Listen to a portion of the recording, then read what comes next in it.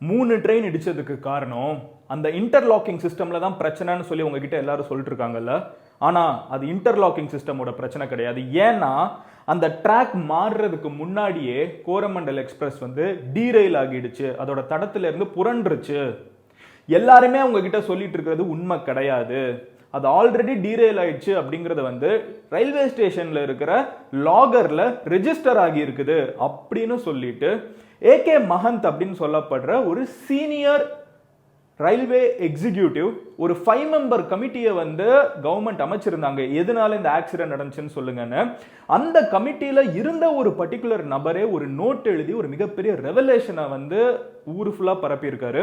இது உண்மையா பொய்யா, எதனால இந்த ஆக்சிடென்ட் உண்மையிலே நடந்துச்சு, அப்ப இவ்வளவு நேரம் வந்து அந்த மெஷின்ல பிரச்சனைன்னு சொல்லிட்டு இருந்தாங்களே, அப்ப அந்த மெஷின்ல பிரச்சனை இல்லையா, அதுக்கு முன்னாடியே ட்ரெயின் தடம் புரண்டுருச்சா, எதனால ட்ரெயின் தடம் புரண்டு இறங்குச்சு, எதுக்கு டீரெயில் ஆச்சு, எதுக்கு தடம் புரண்டுச்சு அதுக்கு முன்னாடியே அப்படின்னு சொல்லப்படுற ஒரு பர்டிகுலர் கேள்விதான் இன்னைக்கு எல்லார் மனசுலயும் ரொம்ப பரபரப்பா கேட்கப்பட்டு இருக்குது. ஜெனரலா நம்ம ஊர்ல ஒரு கேஸ் நடந்துருச்சுன்னா அதை பத்தி 2 நாள் பேசிட்டோம்னா அதை பத்தி எல்லாரும் மறந்துடுவாங்க, நம்ம அடுத்த டாபிக் போக ஆரம்பிச்சிருவோம், என்னையும் சேர்த்து. ஆனா இந்த ஒரு பர்டிகுலர் கேஸ் அப்படி கடந்து போக முடியல. நாளுக்கு நாள் புதுசா ஒரு விஷயம் சொல்றாங்க. ஒவ்வொரு விஷயத்தை கேட்கிறப்பவும் இன்னும் அதிர்ச்சியாவும் ஆச்சரியமாவும் இருந்துட்டு இருக்குது. எப்பவுமே ஒரு கேஸை பத்தி மட்டும் நம்ம பேசிட்டு அடுத்த வீடியோ போறப்போ இந்த கேஸ் என்ன நடந்துச்சுன்னு தெரியாம அது வந்து ஒரு கிளிப் ஹேங்கர் மாதிரி அந்த இடத்துல தொங்க விட்டு போயிடும். பட் இந்த கேஸை ஃபாலோ பண்ணணும்னு முடிவு பண்ணேன். பிகாஸ் இன்வால்வ் ஆனது ஒருத்தங்க 2 பேர் கிடையாது, 200க்கு மேல இறந்து போயிருக்காங்க, 1000க்கு மேல காயப்பட்டிருக்காங்க. எதனால நடந்துச்சு இன்னமும் ஒரு தெளிவான பதில் இல்ல. அதுல இருக்கிற ஒரு எக்ஸ்பர்ட் கமிட்டி மெம்பரே வந்து அரசாங்கம் சொன்னதுக்கு மாறா இன்னொரு விஷயத்த சொல்றாரு. கவர்மெண்ட் அவரை அப்போஸும் பண்றாங்க. சோ என்ன நடந்திருக்கு அண்ட் இது போக aftermath of the issue, ஒரு விஷயம் நடந்துச்சுன்னா அதுக்கப்புறம் எப்படி கவர்மெண்ட் அதை மேனேஜ் பண்றாங்க, அவங்க வந்து பாதிக்கப்பட்டவங்களுக்கு என்ன நடந்துட்டு இருக்குது, பாதிக்கப்பட்டவங்கள ஒரு 40 பேர் மேல உடல்ல வந்து எந்த காயமும் இல்லாம இறந்து கிடக்குறாங்களே. ஜென்ரலா ஆக்சிடென்ட்ல அடி வாங்கி இறந்தாங்கன்னா எப்படி இறந்து போவாங்க, மேல காயங்கள் படும் கரெக்டா, அந்த அடி படும், அந்த அடி வாங்கி தான் இறந்து போவாங்க கரெக்டா, அந்த அடியே படாம 40 பேர் இறந்து போயிருக்காங்களே, அவங்க எப்படி இறந்து போனாங்க, எப்படி அந்த பிணங்கள் மேல ஒரு காயம் இல்லாம இருக்குது.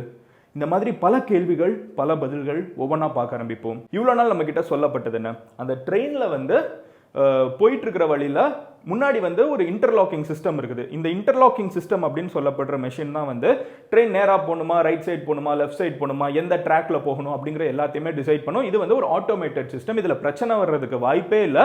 அதனால யாரோ ஒருத்தங்க இதை டேம்பர் பண்ணியிருக்காங்க, இதுல கை வச்சிருக்காங்க, அதனால இந்த விபத்து ஏற்பட்டிருக்குது. நேரா போன ட்ரெயின் சைட்ல நின்றுட்டு இருக்கிற ஒரு ட்ரெயின் மேல போய் மோதி அது சைட்ல செதறி அது இன்னொரு ட்ரெயினையும் போட்டு இடிச்சிருச்சு. இதுதான் நம்ம இவ்வளவு நாள் பேசின விஷயம். இதை பத்தி நம்ம 3 வீடியோ பேசியிருக்கோம்.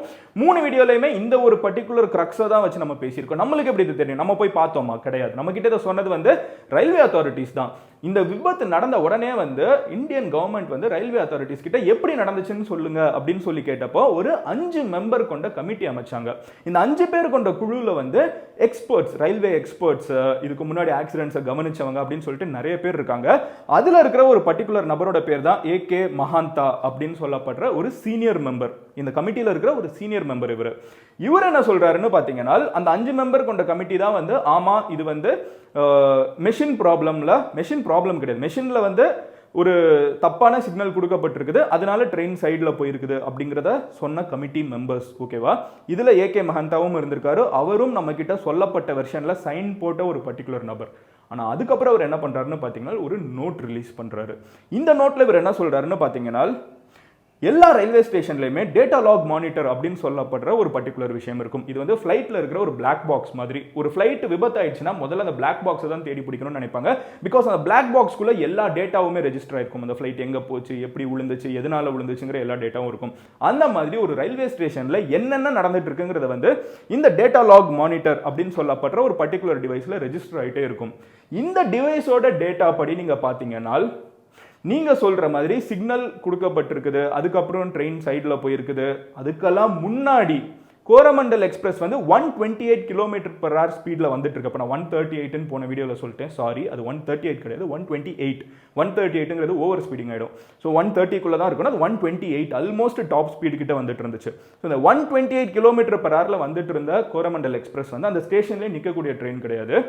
அதுக்கு முதல்ல கொடுக்கப்பட்ட சிக்னல் வந்து நேரா போகிறதுக்கு தான் கொடுக்கப்பட்டுச்சு அப்படின்னு AK மஹந்தா சொல்றாரு. எதை வச்சு சொல்றாருன்னு பாத்தீங்கன்னா, இந்த டேட்டா லாக் மானிட்டர் அப்படின்னு சொல்லப்படுற ஒரு டிவைஸ்ல இருக்கிற டேட்டா வச்சு சொல்றேங்கிறாரு. இந்த டேட்டாவின் படி அந்த ட்ரெயின் நேரா தான் போயிருக்கணும், அந்த சிக்னலும் கரெக்டா தான் விழுந்துச்சு. ஆனா அதுக்கப்புறம் இந்த ட்ரெயின் வந்து திடீர்னு டீரெயில் ஆகி இருக்குது. அதாவது போயிட்டு இருக்கிற ட்ரெயின் வந்து தண்டவாளம் புரண்டு இருக்குது. தண்டவாளத்திலிருந்து தகர்ந்து சைடில் போக ஆரம்பிச்சிருக்கு. டீரெயில்டு, ரயிலில் போகிற ட்ரெயின் வந்து டீரெயில் ஆகியிருக்குது, சைடில் போயிடுச்சு.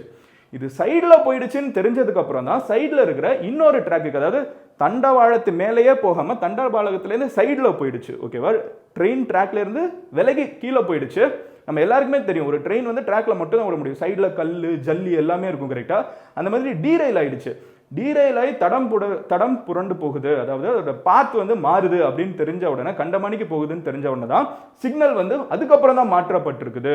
ஸோ முதல்ல நடந்தது வந்து டீரெயில்மெண்ட். ட்ரெயின் வந்து நல்லா போன ட்ரெயின் எப்படி டீரெயில் ஆச்சு அப்படிங்கிற ஒரு கேள்வி அது எழுப்புது. அவர் என்ன சொல்றாருனால், நல்லா போயிட்டு இருந்த ட்ரெயின் வந்து டீரெயில் ஆகி இருக்குது, அதுக்கப்புறம் சிக்னல் மாற்றப்பட்டிருக்குது, அதுக்கப்புறம் தான் இந்த ட்ரெயின் வந்து பக்கத்து ட்ராக்லயும் ஃபுல்லா போகல, அதனால தான் போய் மேலே ஏறி இருக்குது. மேலே போய் ஏறி அடி வாங்கி அதுக்கப்புறம் அந்த ட்ராக்ல இருந்து பக்கத்து ட்ராக்ல போய் இது இன்னும் சில கம்பார்ட்மெண்ட்ஸ் விழுந்து, அந்த கம்பார்ட்மெண்ட் வந்து ஆல்ரெடி ஆப்போசிட்ல போயிட்டு இருக்கிற ஹவுரா எக்ஸ்பிரஸ் பெங்களூர்ல இருந்து போன ட்ரெயினோட கடைசி 2-3 கம்பார்ட்மெண்ட்ல தட்டி இருக்குது. பட் சீக்வன்ஸ் ஆஃப் ஈவென்ட்ஸ் வந்து எல்லாருமே இவ்வளவு நேரம் சொன்ன மாதிரி முதல்ல சிக்னல் மாற்றி போடப்படவில்லை. ட்ரெயின் டீரெயில் ஆனதுனால தான் சிக்னலை வந்து சரி பண்றதுக்கு, சரி இப்படியாவது போகுதான்னு பாக்குறதுக்கு மாற்றப்பட்டிருக்குது. பட் முதல்ல நடந்தது டீரெயில்மெண்ட் தான் அப்படிங்கிற ஒரு பயங்கரமான ஒரு விஷயத்த சொல்லியிருக்காரு. இது உண்மையா பொய்யா நம்மளுக்கு தெரியாது. பட் இவர் ஒரு சீனியர் மெம்பர், அந்த 5 பேர் கொண்ட கமிட்டியை வந்து அமைச்சர் ரயில்வேஸே வந்து உள்ளுக்குள்ள வச்சிருந்த ஒரு சீனியர் மெம்பர், அவரே இதை சொல்லியிருக்காருங்கிறதுனால நிறைய கேள்விகள் கேட்கப்பட்டு இருக்குது. ஓகேவா, இதை இவர் சொல்லிட்டு இருக்கப்போ வந்து நிறைய பேரோட பெரிய பிரச்சனை என்ன அப்படின்னு பார்த்தீங்கன்னா, நீங்க தான் ஆல்ரெடி சைன் போட்டிங்கல்ல அப்படிங்கிற ஒரு கேள்வி ஒரு சைடு இவர் மேல கிரிட்டிசைஸ் பண்ண வச்சுட்டு இருக்காங்க. இன்னொரு சைடு வந்து கவர்மெண்ட் என்ன சொல்றாங்கன்னா, இந்த மாதிரி வந்து ஒரு கமிட்டின்னு இருந்துச்சுன்னா ஒருத்தங்க மட்டும் வித்தியாசமா ஒரு விஷயத்தை சொல்றதுங்கிறது நடக்கிறது தான். ஸோ இப்பவுமே வந்து யாரும் கொந்தளிக்காம ரயில்வே சேஃப்டி கமிஷனரோட ஃபைனல் ரிப்போர்ட்டுக்கு வெயிட் பண்ணுவோம் அப்படிங்கிற ஒரு விஷயத்த சொல்லியிருக்காங்க. இது போக இன்னொரு சைடு பார்த்தீங்கன்னா, சிபிஐ வந்து ஒரு 40-50 பேரை வந்து விசாரிக்க ஆரம்பிச்சிட்டாங்க. இந்த விசாரிக்கக்கூடிய ஆட்கள்ல வந்து அந்த கோரமண்டல் எக்ஸ்பிரஸோட ட்ரெயின் டிரைவர் இருக்காரு, அவரோட ஹெல்ப்பரும் இருக்காரு. லக்கிலேயே அவங்க 2 பேரும் பொழைச்சிருக்காங்க. அவங்களையும் வந்து இன்வெஸ்டிகேட் பண்ணிருக்காங்க. அவங்க 2 பேர் ஆனா வந்து கவர்மெண்ட் சொல்ற மொதல் வெர்ஷன், அதாவது ரயில்வே சொன்ன மொதல் வெர்ஷனோட, கவர்மெண்ட்ல ரயில்வேஸோட மொதல் வெர்ஷனோட ஸ்டிக் பண்றாங்க. சிக்னல் மாற்றி போடப்பட்டுச்சு, நான் பார்த்தேன், அது பச்சை விழுந்துச்சு, அதனால தான் சைடுல போனேன்னு சொல்றாங்க. பட் ஏகே மஹந்தாங்கிறவர் மட்டும் அங்க இருக்கிற லாகர் டிவைஸ் ஒன்ன வச்சுக்கிட்டு இல்ல முதல்ல ட்ரெயின் டீரெயில் ஆயிருக்குது, அதுக்கப்புறம் தான் சிக்னல் கொடுக்கப்பட்டிருக்கு அப்படிங்கிற ஒரு விஷயத்த சொல்றாரு. இவர் சொல்றதை நம்ம சீரியஸா எடுத்துக்கலாமா வேணாமா? இவர் சொல்றது உண்மையா பொய்யா? இவர் வந்து இப்ப ரூமரை கிளப்பி விடுறாரா, இல்ல இவர் உண்மையிலேயே ஒரு டேட்டா வச்சு பேசிட்டு இருக்காரு, அந்த டேட்டா உண்மையிலே எக்ஸிஸ்ட் ஆகுதாங்கிற எல்லா விஷயத்தையுமே சிபிஐ என்கொயரியா இருக்கட்டும், இல்ல வந்து ரயில்வே சேஃப்டி கமிஷனரோட ஃபைனல் ரிப்போர்ட்ல வந்து நம்மளுக்கு தெரிய வரும். But there is an alternative version of the events அப்படிங்கறத தெரிஞ்சுக்கோங்க.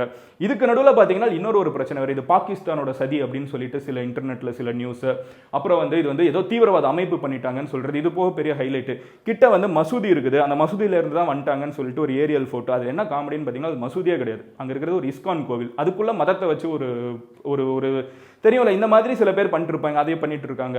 அந்த ஸ்டேஷன் மாஸ்டர் வந்து ஒரு முஸ்லிம், அவர் வந்து அதனால வந்து எந்த என்கொயரிக்கும் வராம தப்பிச்சு போயிட்டாரு. அவர் வந்துட்டு தான் இருக்காரு, எல்லா என்கொயரிக்கும் அவர் கோஆர்டினேட் பண்ணிட்டு தான் இருக்காரு. ஸோ இந்த மாதிரி இன்டர்நெட்ல நிறைய ரூமர் சுத்திட்டு இருக்குது, அதெல்லாம் நம்ப வேணாம். கவர்மெண்ட் அண்ட் எஸ்பெஷலி ரயில்வேஸ் வந்து ரொம்ப தெளிவா சொல்றது, இது எக்ஸ்டர்னல் ஃபேக்டர்னால கிடையாதுங்கிறது வந்து ரயில்வே சொல்லியிருக்காங்க, வேற யாரும் சொல்லல.